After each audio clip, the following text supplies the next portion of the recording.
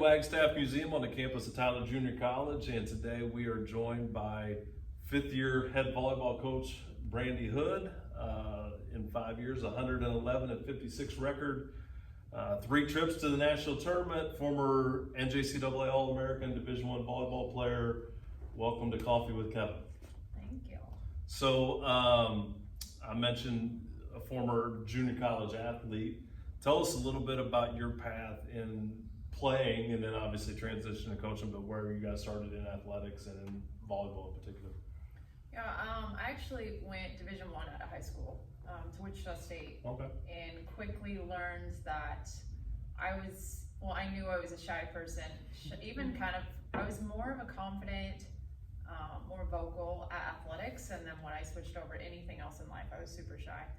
So getting there was kind of like, I realized more that I maybe needed more confidence on the court, leadership.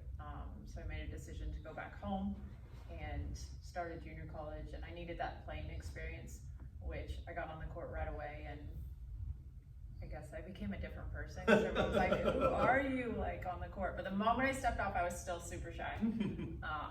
But yeah, so that demeanor, I just needed that that experience, and I think a little bit more, this sounds bad, but you get a little bit more with the coaching in junior college early on, like your freshman, sophomore year. Sure. And I needed that right away. So home for you was Hutchinson, Kansas, right? And Hutchinson Community College, another one of the traditional junior college athletic departments in the country. And maybe even just that transition going to Wichita and then coming back. But how did that, for you, kind of, I guess, frame like what you're aware of maybe with your freshman student athletes, and then also playing on that stage at Hutch where, you know, athletics is important and things like that, kind of fire something about junior college athletics in you? Yeah, I think that, well, this again sounds bad.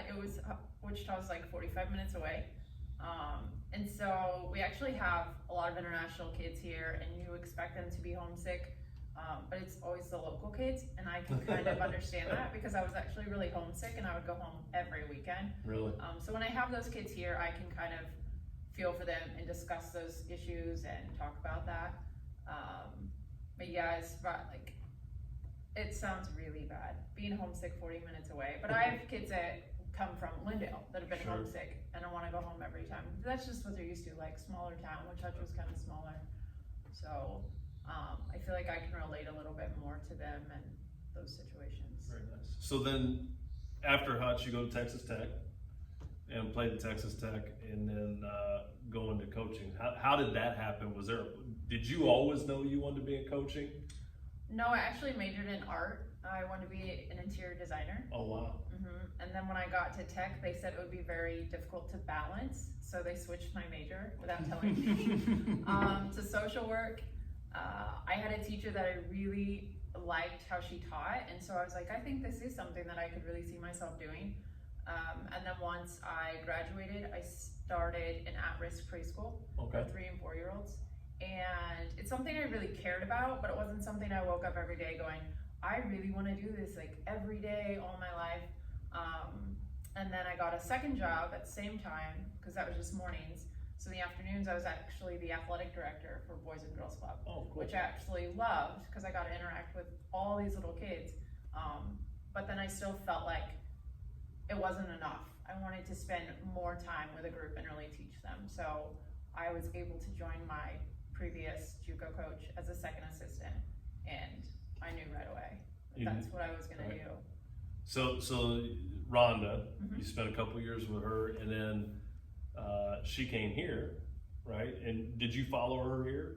I didn't, and I want to say it was a big mistake that I didn't right away, but really, obviously it wasn't. It all, fell into place.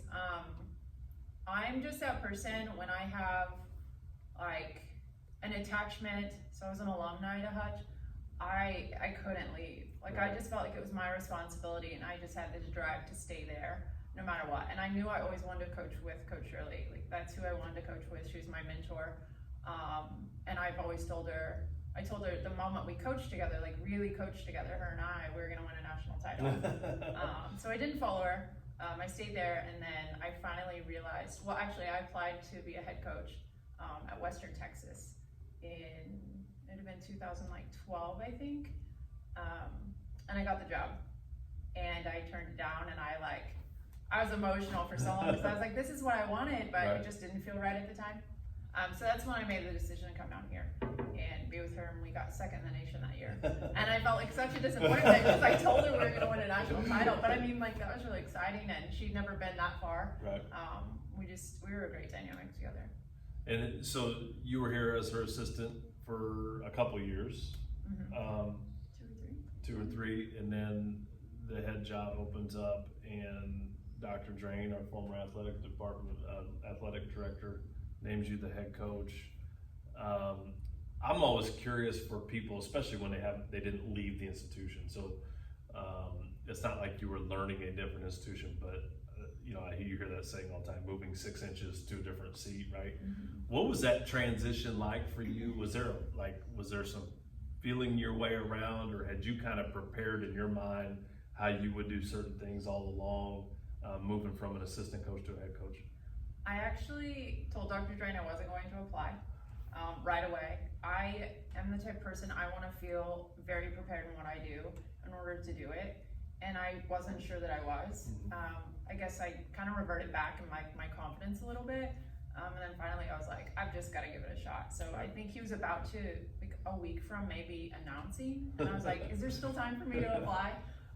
And so I was able to do that. But as far as the transition, I think it was really simple. That confidence, like, quickly I had it. Like, I knew that I made the right move and I could do it. Everybody was really helpful around here. So if there's any questions, my big concern was probably more so like the budget and the scheduling and all that, because I'd never done that. Sure. I was really never involved with it. Right. And so that was probably my biggest concern. But as far as like the coaching aspect of it, like I've always been really confident in what I know and how I coach, and willing to learn more about the game. Sure. So fast forward as we sit here to the end of maybe I guess historic is one word to describe this spring, and I think you have done as good a job as any. It was a weird time with our kids being on spring break. You should have been having spring practices and some spring competition, stuff like that, and then all of a sudden, in a lot of ways, we're all scattered. And you somehow have found just some really cool, unique ways, I think, to keep your folks connected. And I'll use this line again, I feel like I use it all the time. I feel like in a time of social distancing, we're becoming more connected in a lot of ways. But, talk a little bit about how that's worked in your program. What maybe you've learned about student athletes that has been eye-opening, maybe what you've learned about yourself that has been eye-opening, and how we're trying to manage this health crisis.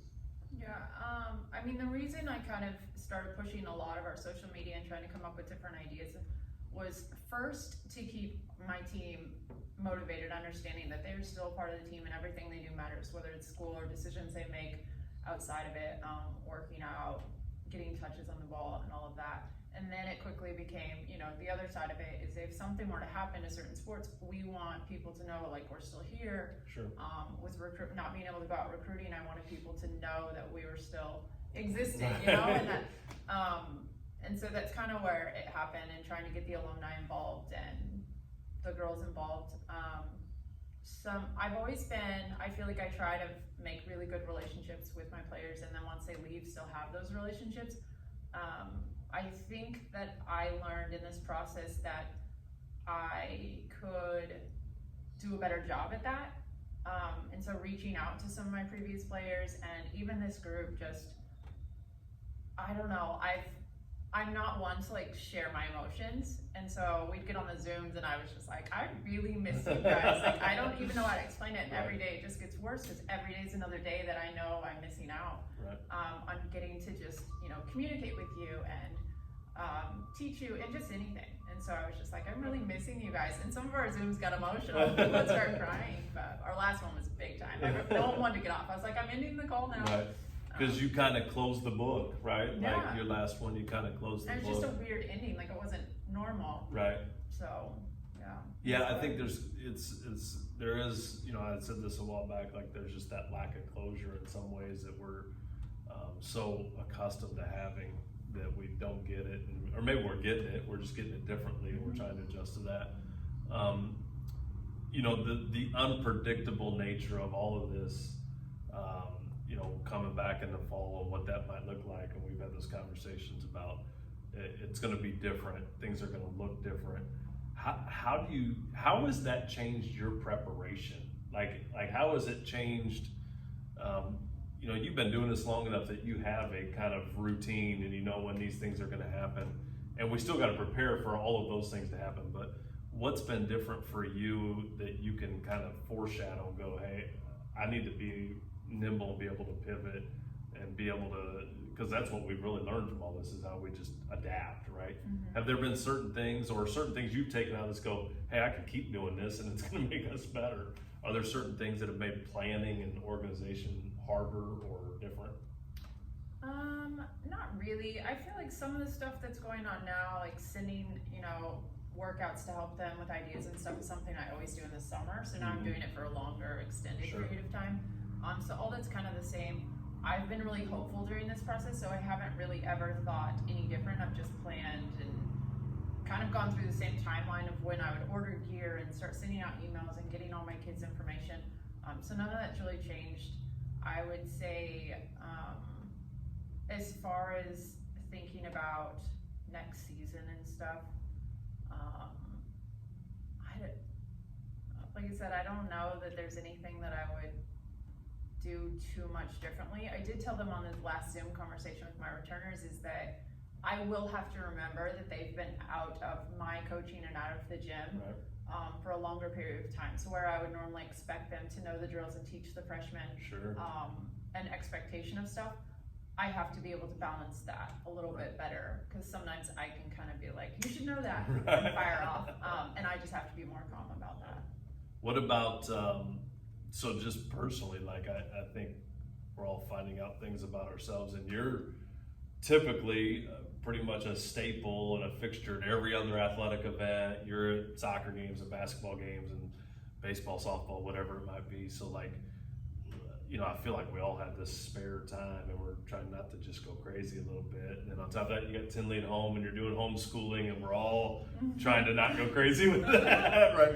So, you know, what things have you found, like, hey, maybe, I know art is one of them for you, right? So like, maybe you've had a little more time to do some stuff like that, or? It seems like you would have more time, and I think everyone you've kind of heard talk about this is that you have all this time to maybe clean your house more or do this, and then you just don't do it. So you're trying to find other things to do, especially with having kids. Like, I feel the need to not have her be bored, and so I'm trying to find things to go and do and have her. But I just try and keep it as normal as possible. I don't ever want, I think trying to raise her, you saw a lot of people were just like, this is scary, whatever, and I just want to teach her that there are going to be scary moments, but we can't like overreact and freak out. So I've just tried to keep everything really normal. Well, hopefully we will keep it normal, and we'll be back here at Wagstaff Gym watching your team once again compete for a chance to go to a national tournament, and hopefully for a chance to bring home that first national championship in volleyball. So we look forward to that, and thank you to Brandi Hood for joining us this week on Coffee with Kevin.